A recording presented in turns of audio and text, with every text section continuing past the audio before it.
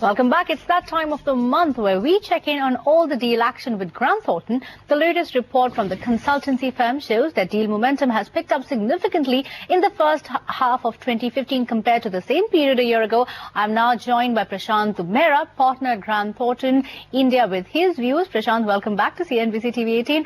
My first question, in terms of deal value, we have seen a definite uptick on the 6-month basis, but then deal values actually jumped up by only 3%, and deal volume is where we've seen the uptick. Why is that mismatch coming in? Hi, Kritika. So basically, we've seen that about $23 billion have come into the first half. Volumes have gone up, as you rightly said, only 3% increase in value, which is really because, last year there was a large thrust on outbound because Indian assets were not attractive because we had the earlier government and things were not looking very positive. This year, in fact, the growth has actually come from inbound activity, which clearly shows that the Make in India campaign is picking up. And there's also tremendous growth on the private equity front by about 38% increase in deal values. $7.1 billion have come in from private equity. So it's basically the mix which is changing. I think, as we go into the year, we will see outbound also picking up and other sectors as also picking up as well. So which would clearly demonstrate then the increase in value. Prashant, also in terms of the private equity action, as you said, 38% increase. And in terms of the sectoral mix, we actually have seen PE invest very largely across sectors, be it BFSI, be it healthcare, be it IT, be it consumer. Can you break up the PE action across the 6 months, and what really are the sector trends that you're seeing going ahead now?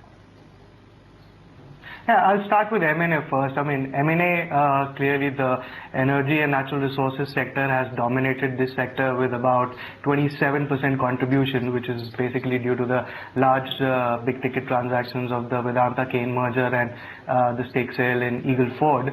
Other than that, the manufacturing has contributed about 17% and banking and financial services as well.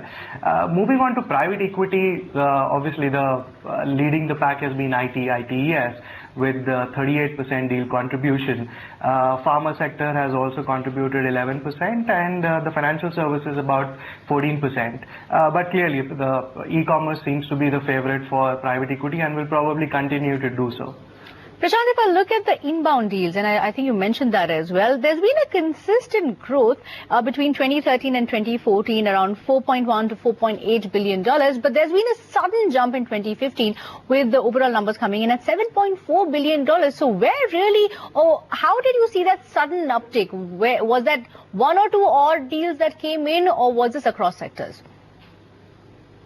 No, not really. I think India has been the hot favorite, especially when the new government came in and, there was a lot of optimism which was riding. And I think it was just a matter of the government changing hands because India was always an attractive destination. And the moment people saw the faith and the stability on the government side, they had a lot of optimism, and which is why we've seen this tremendous growth as compared to last year. And inbound has grown by about 54% and contributed almost half the M&A values this first half. All right, Prashant, thank you so much for joining in on this show. It's always a pleasure to have you with us. Well, with that, it's time to wrap up this edition of Reporter's Diary. Thank you so much for watching. Of course, stay tuned to CNBC TV 18. Markets Today is up next. But before that, have a lovely weekend up ahead. CNBC TV 18, celebrating 15 years of leadership.